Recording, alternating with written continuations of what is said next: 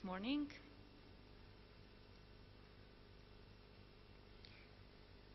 I will present a little bit more information about the EA approach related to the environmental indicators, about the vision and history of SENS, Shared European and National State of the Environment, and more details about the SENS 2 project, which is currently ongoing.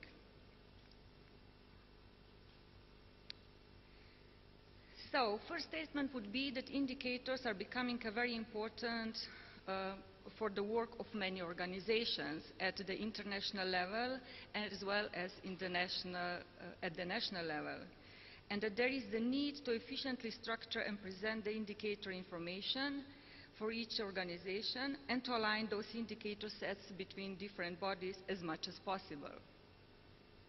One of such examples of inter-organizational cooperation on streamlining of indicators is ongoing between different organizations at the European level, where Eurostat, EEA, DG Environment and the Joint Research Center are involved. This indicator pyramid showed a little bit of complexity and amount of data that are necessary to provide different indicators. At the bottom, we can imagine that a lot of different data sets, including the geospatial data sets, might be important inputs into the indicators. And a lot of demands are actually coming to provide more complex indicators that will address more complex issues in the environment and in the society as well. Even if we look into the EA indicators, the number of indicators that are provided for different thematic areas is constantly growing. Currently, we established that there are 225 relatively stable indicators for different areas. Among each, there is the core set of the indicators, 37 currently, which are the mostly used and stable and support the European Union policy priorities. Those indicators have also the quality assured data flows behind them. But many other indicators are established for specific other purposes, especially for specific reports to answer to a specific policy question that might be important in a certain period, or to provide additional information related to the specific sector. If we look into this indicator overview, this is not only a nice picture, but it is quite a strong methodology behind the indicators, providing different typology of indicators, from descriptive to the total welfare indicators, but also what kind of issues those indicators address. Is this related to the resources, to the impacts on the environment, or to policy analysis? For example, let's look into some of the real examples of indicators. Core set of indicator with the code number 1 is emissions of acidifying substances. The indicator type is performance indicator, and it indicates the pressure that are coming from emissions on the environment. The indicator is structured in a certain way to provide a lot of specific information, and one of the questions that the indicator is answering is the key policy question: what progress is being made in reducing emissions of acidifying pollutants across Europe? This is not the only question that the indicator, to which the indicator provides an answer. Indicator includes a lot of other information that are supported with different diagrams presenting different pollutants, analyses, and also answering some specific sub-questions that can support this main key policy question. One of the important elements that EEA indicators are using is the key assessment. This is the tool to provide not only the pure data in different forms like in tables or diagrams, but also to provide a little bit additional added value in the form of the assessment, what is happening in the environment, what is the progress, is it reducing, improving, declining. So this type of information are very important part of the environmental indicator.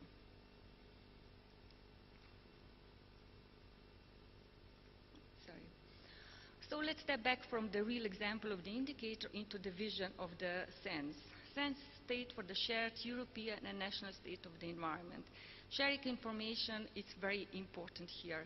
It's not the goal to collect every time the new set, a normal set of data when the new report on the environment or the new knowledge about the environment is necessary.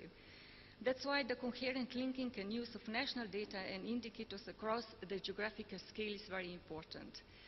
Looking into the system, into the ways how we can really link those data and information that are needed for global level and for global level analysis down to subnational and local level where the real issues are actually going on. And this is not important only for one or for the few selected teams, but for many thematic domains, from climate, biodiversity, water quality, air quality, and many, many others. So let's keep this picture in our mind when we try to think about how to set up the information systems as well, and how to find the technologies which will actually support this vision. SENS has already a long history, and it would like to address three types of the exchange of information. First one was from national to European level. The second one was from European to national level, and of course between the national levels. The SENS phase one was more focused on the exchange of information from national to European level, and it was specifically prepared to the preparation of the State of the Environment report in 2010.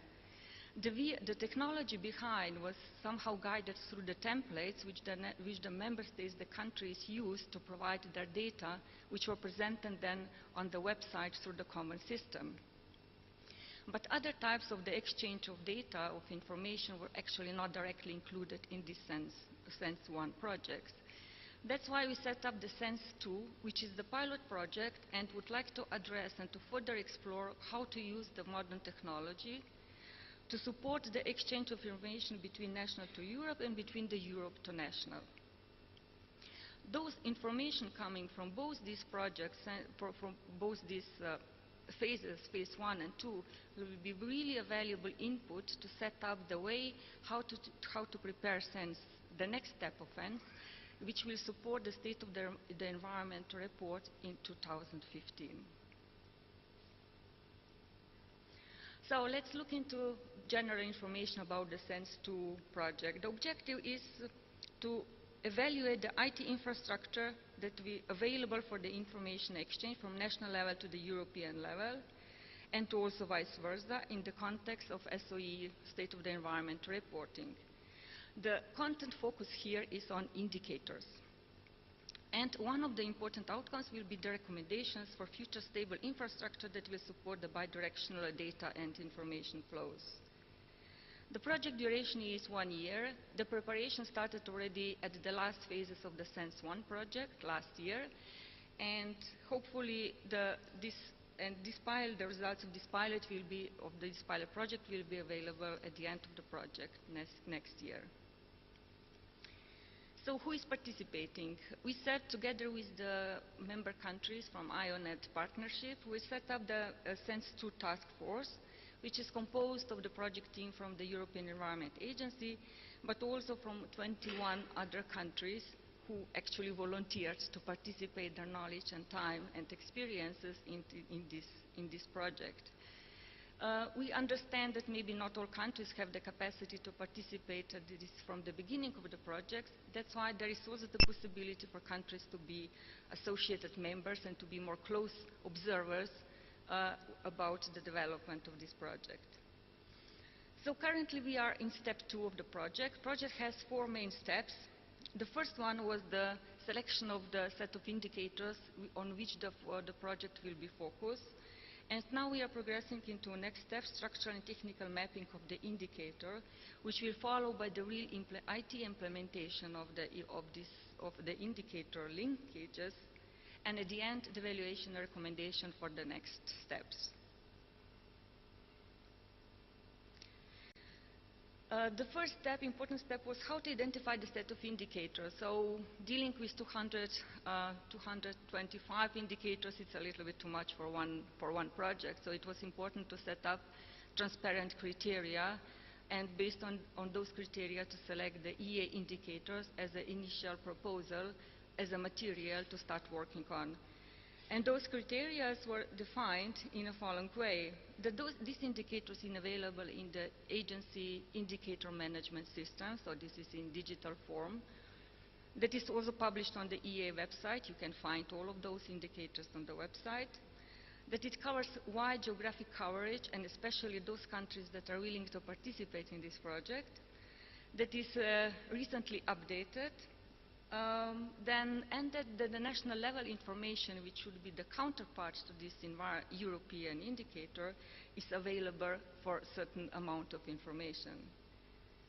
And the next criteria was that this indicator should be part of the core set of indicators. So based on those criteria, we found only 9 European indicators, which were checked later within the countries, how many indicators, or if the countries have the indicators that can actually be the counterpart of those EEA indicators. We are covering the themes of air pollution, biodiversity, climate change, energy, fisheries, and water.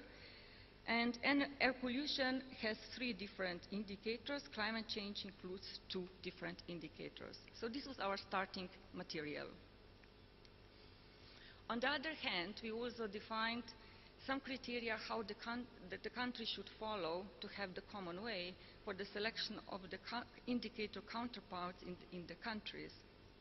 The first criteria was, of course, the conceptual matching, the same meaning of the indicator.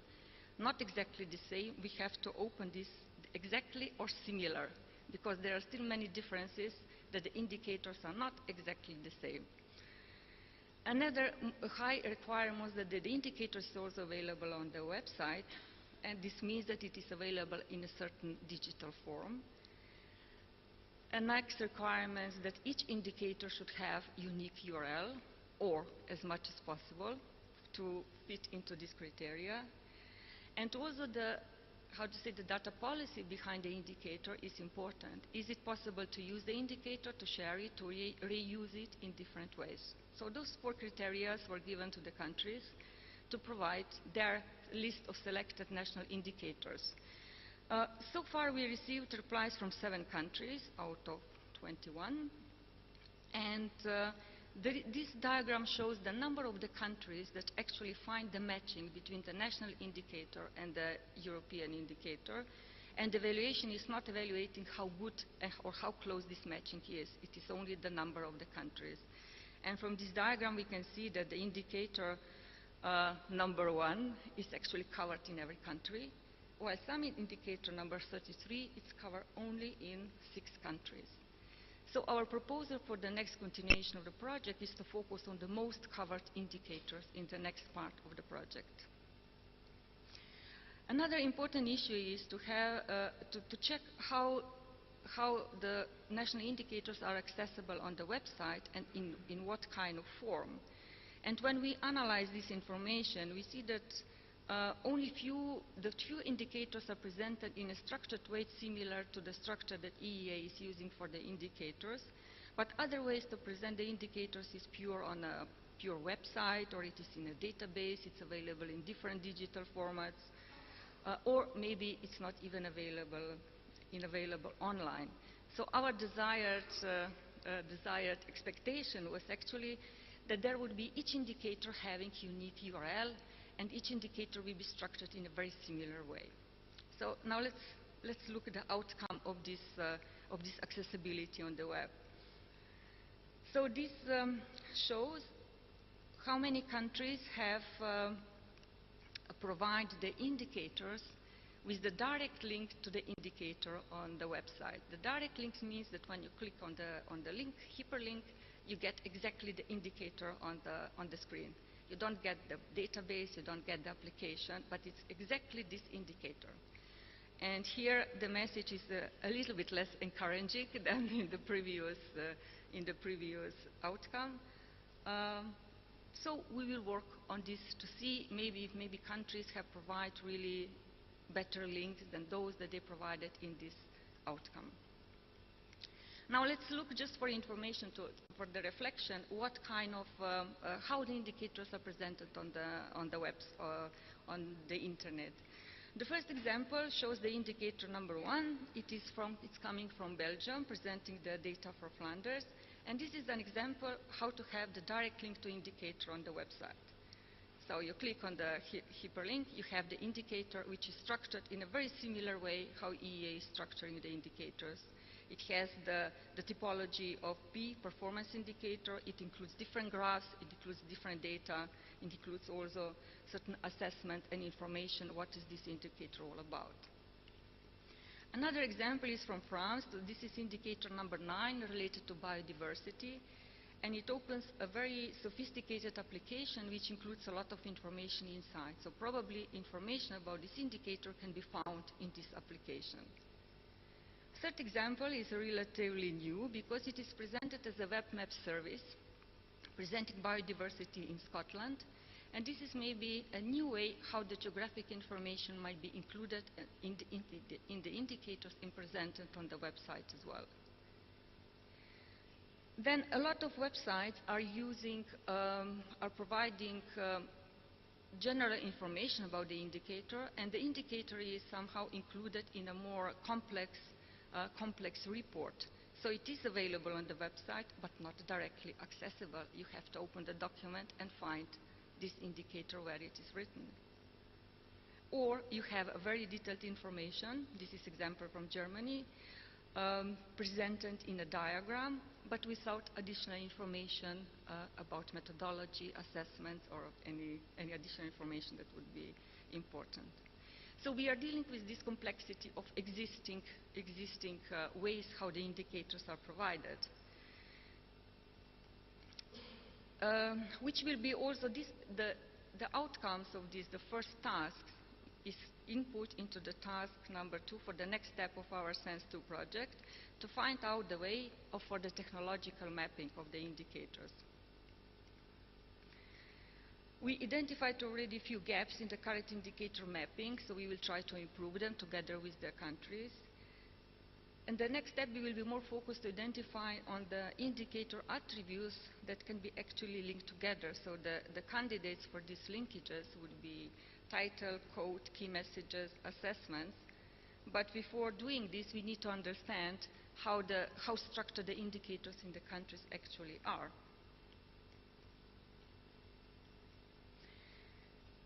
So, just to conclude, indicators are indeed a very important tool for providing comparable information about environment.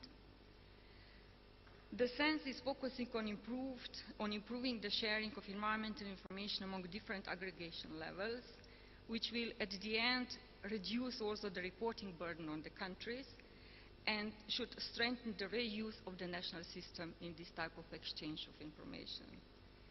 Sense2 project is a pilot project, and it is an exploration of semantic web technology where it is focused on the indicators and will provide the technical guidelines, the technical input for the next development of Sense.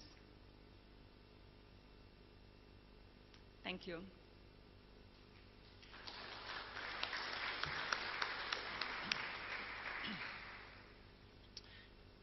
Thank you, Darja. Very clear, and if I see where we are now compared to a year ago we were much more, I would say, pessimistic whether in this complex area of indicators, whether it would be possible at all to make links between national and the European level, but the results you show, for me at least, show to be very promising. Any immediate questions for Darja? Yes, please, at the back first. Yeah. You mentioned vocabularies within your presentation.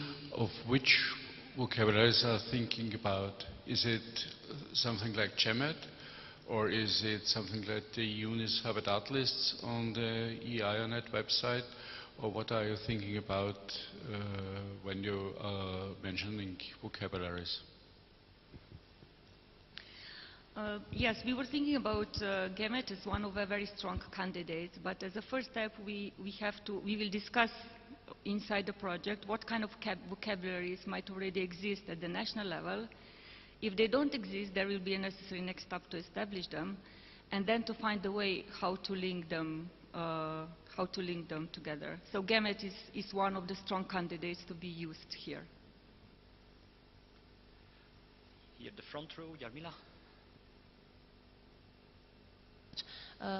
I would like to ask one question. When you show the requirements for selection of the 9 indicators from the CSI set, I missed one requirement, and this is one thing I discussed with my colleagues. I'm not an indicator expert, but from the side of data providers, there's one thing very important, and this: we can provide you with the data via RDF, just the type of the data we provide you usually.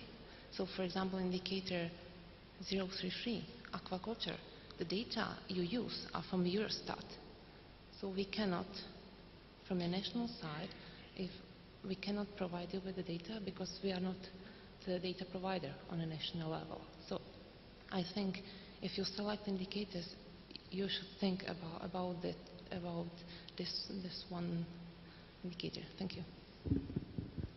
Okay, thank you very much for this point. In the case that, yes, I would say if the data flow of the indicators is going that way as you are describing, so the country is providing maybe to Eurostat and Eurostat is providing to EEA, then in that case, of course, it's not necessary. We are not asking you to do the same way.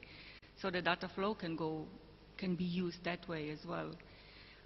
Those indicators were selected based on those criteria, and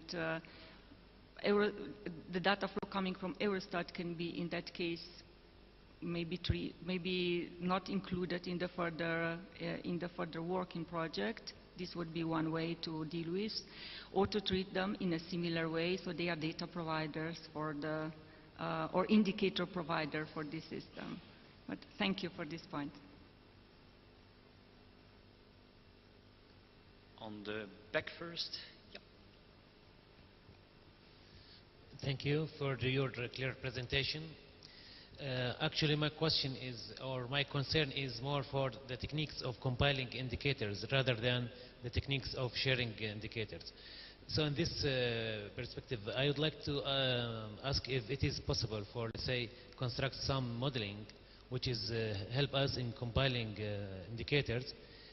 Then we could, let's say, if we haven't the certain indicators for certain priority, then we could replace it with another one. Or if you want to track the change, we need data since 5 or 10 years, then it will be going to assume the result. Thank you.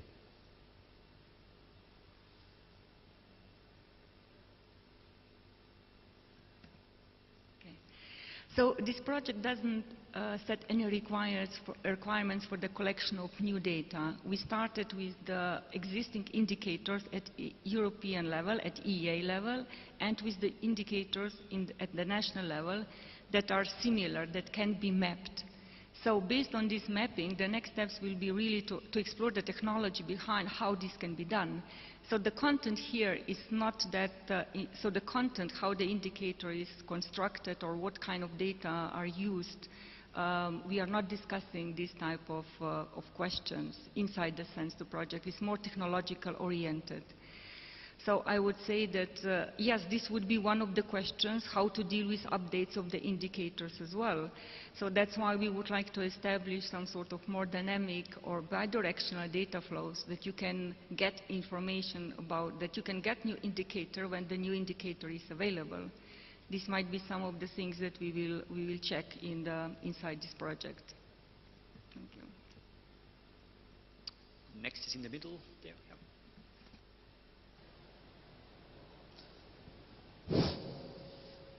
Actually, I started listening to your presentation from the middle. So I don't know if you, I jumped into this presentation because I saw that you were exploring web technology for sharing environmental indicators. So I was thinking to attend this to hear actually some technologies which you have already learned that can be used in this area.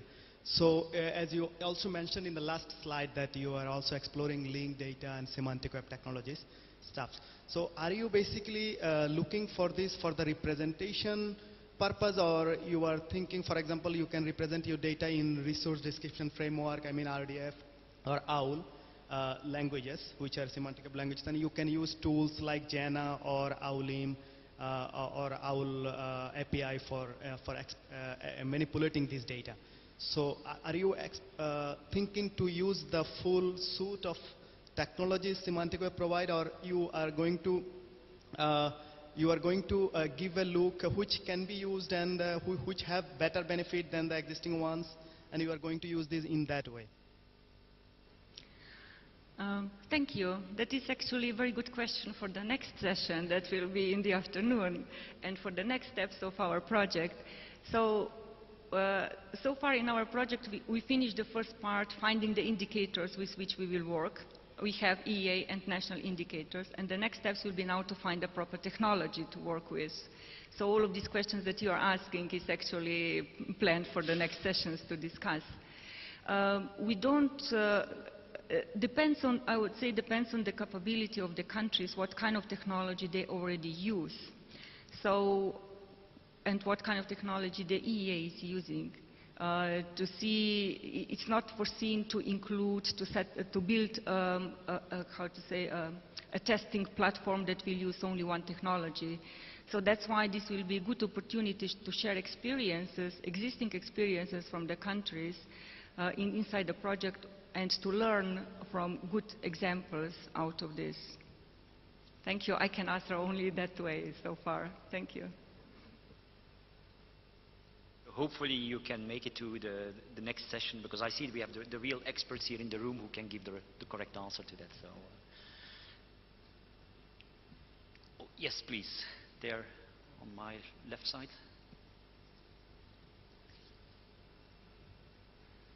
Là, dans la présentation que vous avez faite, je vois qu'il y avait un choix.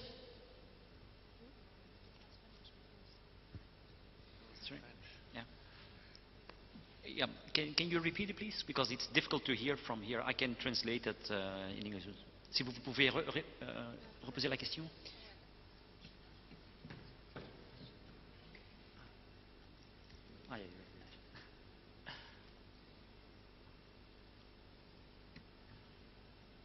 Dans la dernière présentation, on a eu une liste de 225 indicateurs qui a été présentée. Et ça m'a fait rebondir sur une réflexion qui a été proposée lors de la première réunion qui a eu lieu en Belgique lors de lancement de projet SAIS. Et c'était la proposition de choisir, d'élargir le champ des thèmes, par exemple que ça englobe aussi la biodiversité et autres thèmes.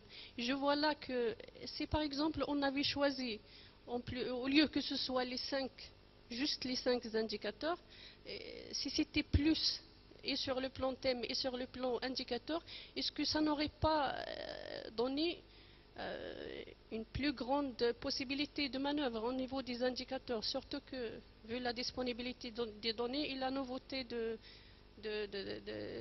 secteurs au niveau des pays, notamment du sud de la Méditerranée. Il y a une deuxième question qui concerne le partage des informations. Puisqu'on est là au niveau du partage des informations, je vois là qu'au niveau des pays européens, il y a plusieurs projets qui travaillent sur les mêmes thèmes. Par exemple, à parler de Medpol sur les émissions industrielles, et on a au niveau des indicateurs choisis dans le cadre de projet SAIS, les émissions industrielles, c'est les mêmes indicateurs, c'est les mêmes données, et c'est des données qui ont été collectées, des fichiers qui existent. Est-ce qu'il y a lieu d'assurer quand même un partage au niveau de ces projets? Ça serait une bonne... Et merci.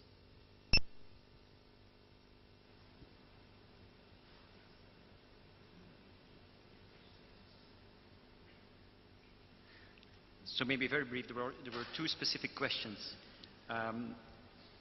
First of all, when it comes to the list you presented was rather restrictive, and the question is also whether what the extension to other teams could be. And the second was about when you look to the different initiatives that are currently running, like the example was given on the Mediterranean, where a number of the topics are overlapping between these projects. Is there a possibility that as well that could be taken up in this sense activity?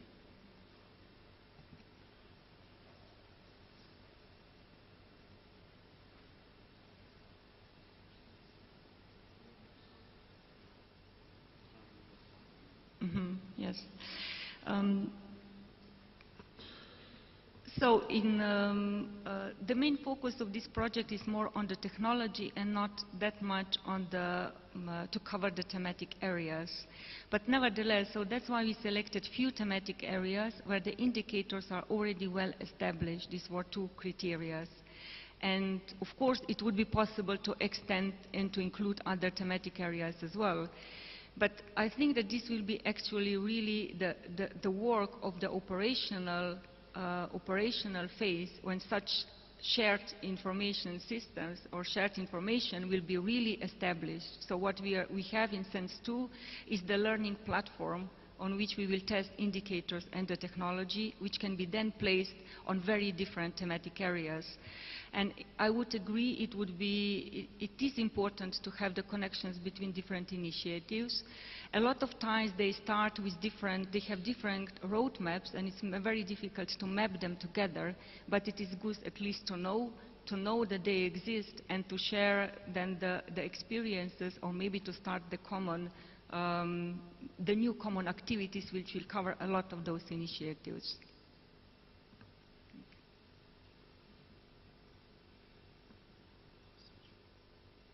In that context, I saw from the list of countries who are currently participating in SENSE, there are none of the neighborhoods of the ENPI initiative. Would it be a possibility to include as well interested countries, whether as associated member or full member in this initiative? Because I think indeed the project could benefit that we look as well beyond just what currently is covered by EEA member countries. Thank you. Yes, this would be one possibility, to be associated member of this project, to get more close information about the project development, but also maybe to implement some of the steps that were already ongoing in the project. This would be possible. So let's think about this, how would it be possible to include other members as well. Yes, thank you.